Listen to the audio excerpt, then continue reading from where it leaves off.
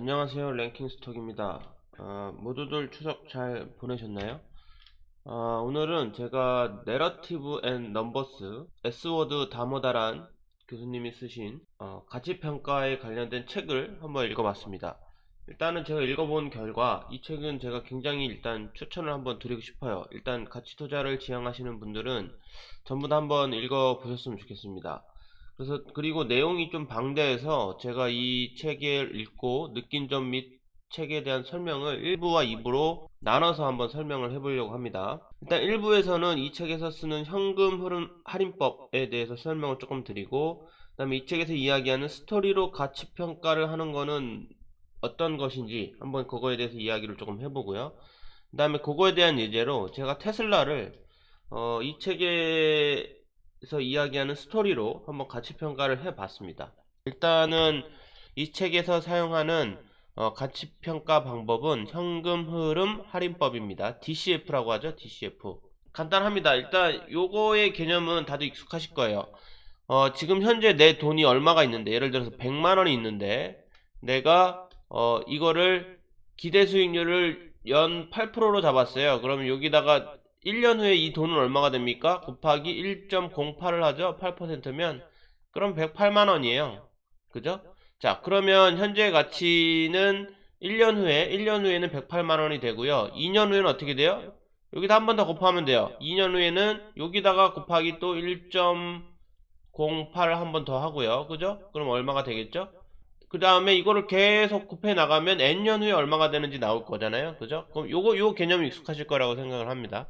그러면 이 현금 흐름 할인법은 뭐냐면 단순히 요거를 이렇게 나눈 겁니다.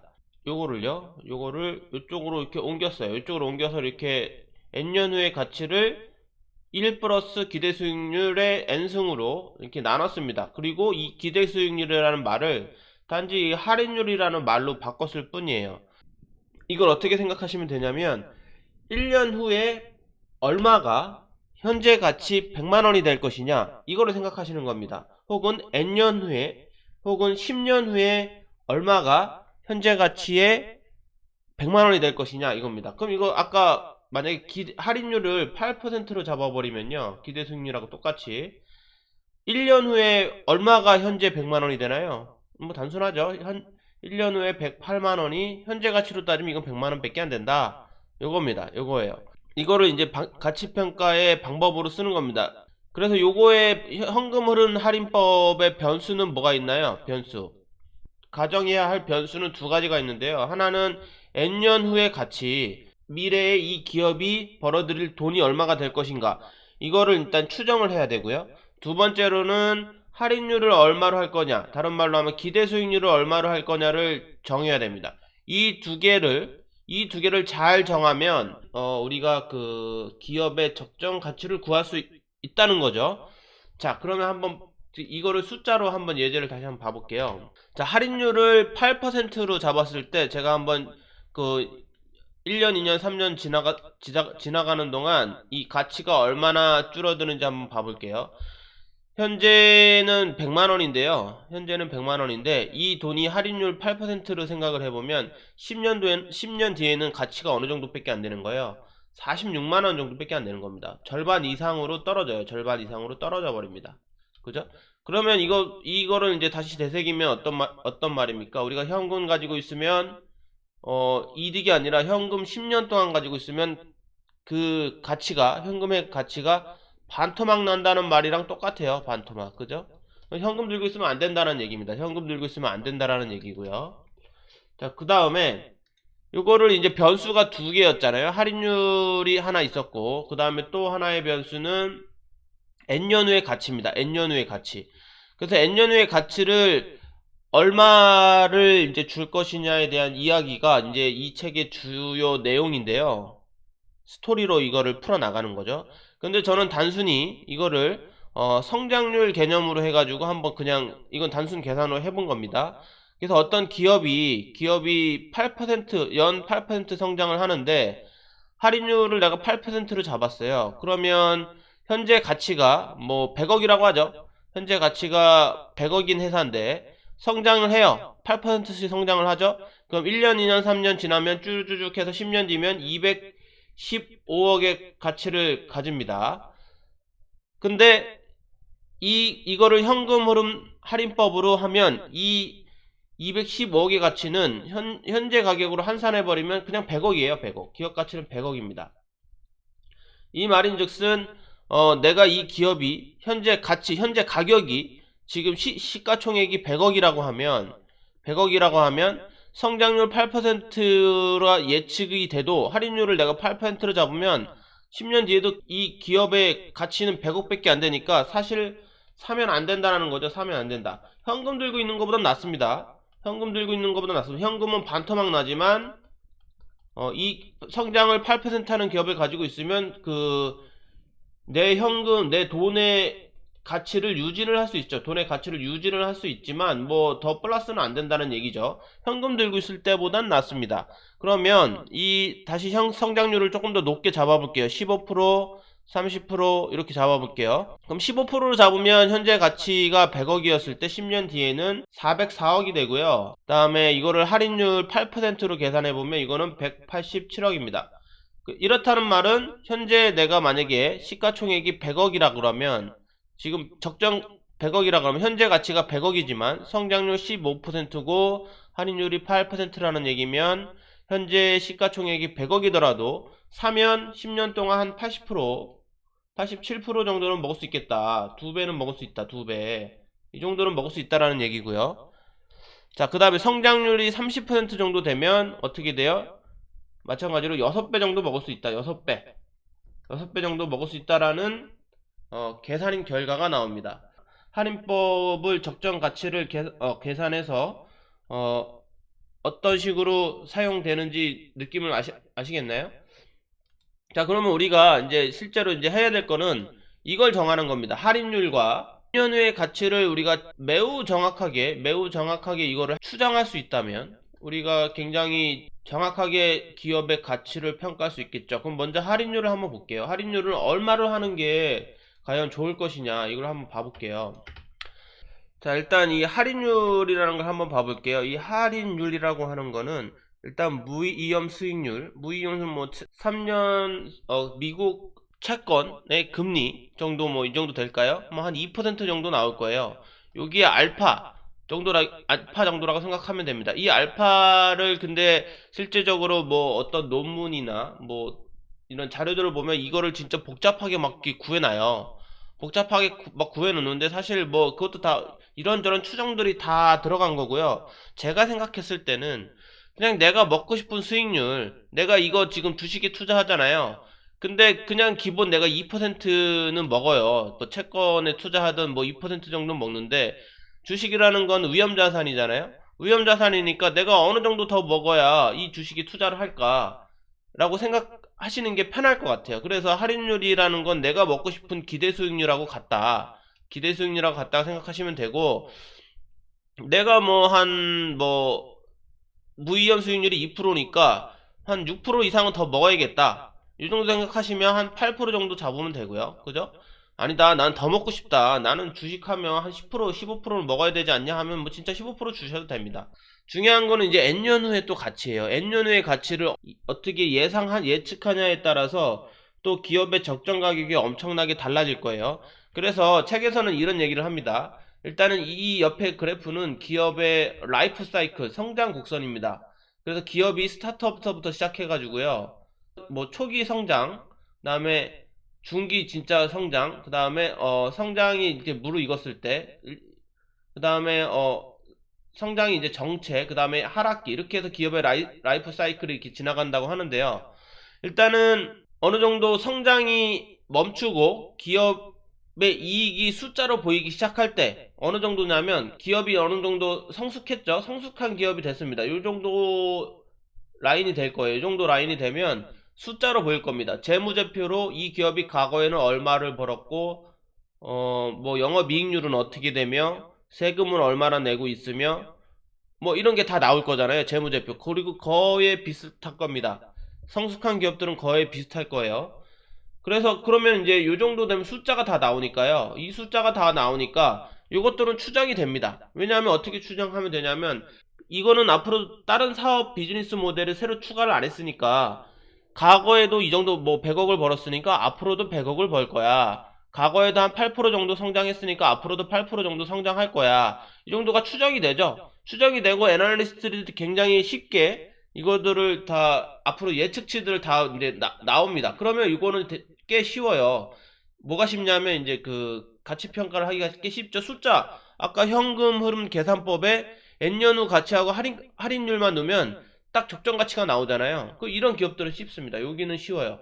근데 문제는 뭐냐면 여기는 먹어봐야 얼마 안 된다는 거예요. 여기서부터 시작해서 한 요 정도 먹는 거예요. 요 정도만 먹는 거예요. 요 정도. 여기보다 싸게 샀을 때, 요 숫자로 했을 때 여기보다 싸게 샀을 때, 여기서부터 여기 적정 가격 여기니까 요 정도만 먹는 겁니다.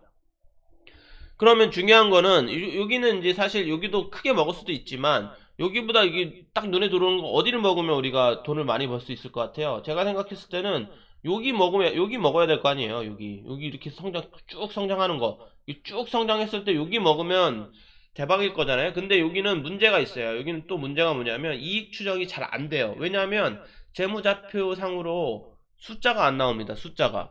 이게 마이너스이거나 아니면 마이너스이거나 뭐 플러스긴 한데 뭐 진짜 뭐 조금씩 진짜 사이즈가 작아요. 사이즈가 작고 막 이래요. 그리고 과거의 데이터도 별로 없어요. 그러면 이런 데이터는 추정이 안 되잖아요. 과거 데이터나 뭐 이걸로 앞으로 얼마나 벌지 이걸 추정이 안 됩니다. 그랬을 때 그렇지만 여기서 진짜로 내가 추정을 잘 하고 이익 예측을 잘 하고 해가지고 여기 딱 맞췄을 때 이 엄청난 성장을 이거를 먹으면 진짜 10배, 10년에 10배, 뭐, 운 좋으면 뭐 20배, 30배 이런 기업들을 찾아가지고 먹을 수 있다는 거죠. 먹을 수 있다는. 그러면 우리는 이런 기업을 버릴 거냐, 말 거냐는 이제 뭐 투자자의 성향, 2부에서 얘기하는 투자자의 성향에 따라서 또, 달라지겠지만, 일단은 이 책에서는 이 이익 추정이 안 되는 기업에 대해서 스토리를 꾸며서 이 이익 추정 잘 안 되는 기업도 한번 해보겠다는 이야기예요. 자, 그래서 어떤 거냐면, 일단은 이익 추정이 잘 안 되는 기업은 이제 스토리로 이제 이익을 추정한다는 건데, 일단 첫 번째로 추정해야 될 거는, 시장의 규모입니다. 시장의 규모를 추정하고요. 어떤 기업이, 진출하는 사업 모델의 시장의 규모를 일단 추정을 하고요.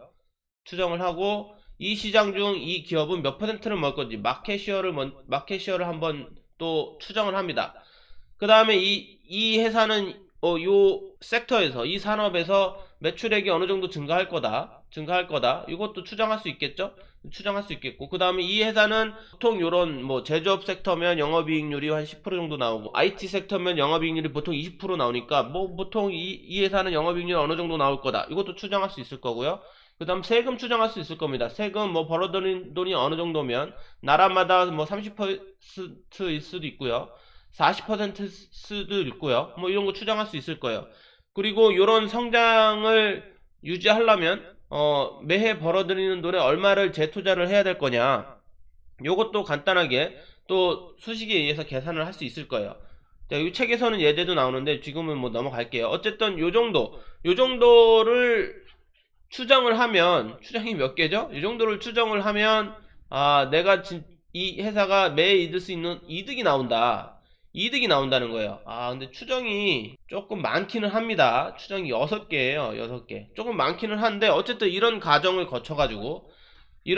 거쳐서 최대한 현실성 있게 비즈니스 모델에 맞춰가지고 추정을 하면 그나마 10년 정도까지의 현금 흐름을 추정을 할 수 있다라는 게 이 책의 핵심 스토리입니다. 그래서 제가 한번 이거를 이제 이 책을 읽어보고 테슬라 이야기를 한번 해봤어요. 그래서 스토리는 짜기 나름입니다. 짜기 나름이기 때문에 가치 투자가 어려운 거고 적정한 밸류에이션을 한다는 게 굉장히 어려운 거거든요. 자, 일단은 스토리 1입니다. 제가 테슬라를 스토리 1과 스토리를 2로 이렇게 했어요. 스토리 1은 뭐냐면 단순히 테슬라는 전기차 제조업이다. 실제로 저기 인베스팅닷컴에 테슬라 소개를 봐보면, 산업 소개를 봐보면 자동차와 트럭 제조업이다. 제조업이래요. 제조업. 단순 제조업. 그러면 이 시장 규모를 좀 쉽게 추정할 수 있죠. 시장 규모는 이거 2030년 기준입니다. 2030년 기준 시장 규모가 어떻게 될 거냐. 만약에 테슬라가 전기차 자동차 제조업이라 그러면 전기차는 단순히 지금 있는 내연기관차를 대체하는 거 정도밖에 안 되는 거잖아요. 인구가 조금 늘 거고 뭐 그냥 마켓시어를 그냥 갉아먹는 수준밖에 안 되는 거잖아요. 갉아먹는 기존에 있는 자동차 시장을 갉아먹는 수준밖에 안 되는 거고 2030년 40년에 기해서 완전히 다 바뀌었을 때 그냥 뭐 갉아먹는 수준이니까 그랬을 때 2030년에 뭐 자동차 시장 구매가 3천조 정도 된다고 합니다. 이거 다리는 원입니다. 3천조 정도 된다고 하고 지금 테슬라가 마켓시어가 한 18% 정도 된대요. 18% 정도 되는데 뭐 한 20% 정도 유지한다고 생각을 해봅시다. 그럴 경우에 3천조 시장에 마켓시어 20% 먹으면 매출 한 600조 정도 나올 거잖아요. 매출 600 정도 나올 거고 단순 제조업이라고 하면 뭐 영업이익률 10%, 영업이익률 10%고 그러면 600조에 10%면 60조입니다. 그리고 뭐 이거를 그냥 이건 제가 그냥 대략 했어요. 이 정도 수준을 유지하려 그러면 연간 벌어들인 돈의 50%는 재투자를 해야 될 거다. 재투자를 해야 될 거다라고 해가지고 이게 30조 정도 잡았고요. 이제 남은 돈에서 이제 세금 한 30% 뗄 거다 해서 21조, 남은 돈 21조라고 계산했습니다. 그래서 이거 계산해보면 순이익이 실제로 21조 남고요. 여기 할인율 제가 8% 계산했어요. 8% 계산했더니 시가총액이 262.5조라고 나옵니다. 262.5조. 지금 실제 오늘자 10월 2일자네요. 10월 2일자. 2020년 10월 2일자 테슬라의 시가총액은 386조네요. 그러면 이렇게 내가 테슬라를 스토리 라인을 짜면 어떻게 됩니까? 아, 내 적정 가격보다 비싸네. 지금 비싸네. 이거 사면 안 되겠다로 되는 거죠. 사면 안 되겠다로 되는 겁니다. 근데 스토리 라인 2를 한번 봐볼게요.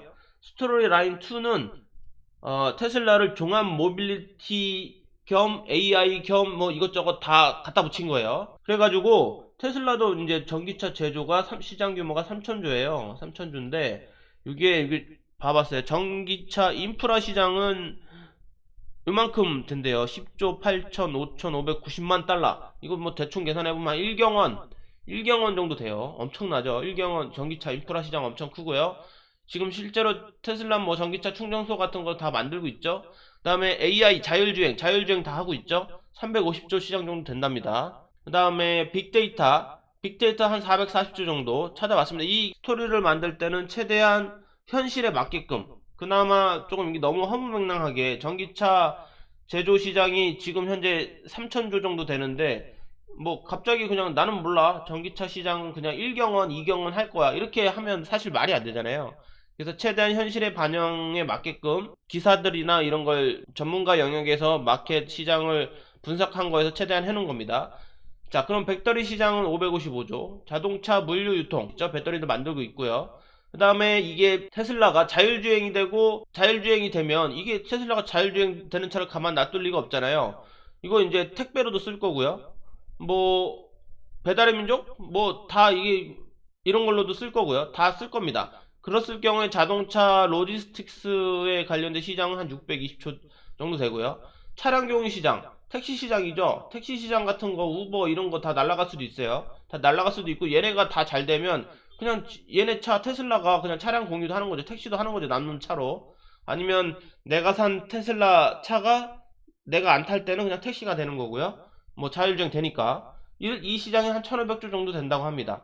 이렇게 해서 이 시장을 다 더했을 경우에 시장은 1경 6465조 정도 되고요.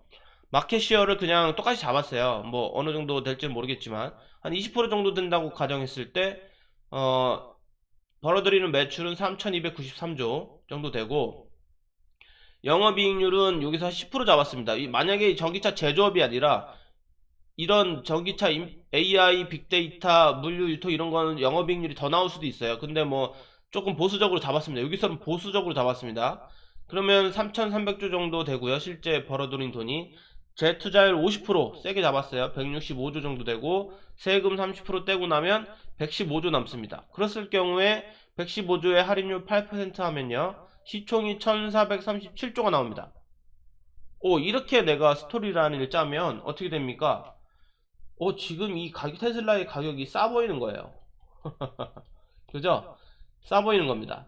자, 그래서 이 책에서는 스토리라인을 어떻게 짜느냐에 따라서 시가총액, 어떤 기업의 평가액이 엄청나게 달라지고 이거를 좀 잘 짜야 된다는 얘기를 해요. 그리고 이거에 대한 한계에 대해서도 이제 얘기를 하는데 그거는 한 2부에 한번 이야기를 해보도록 할게요.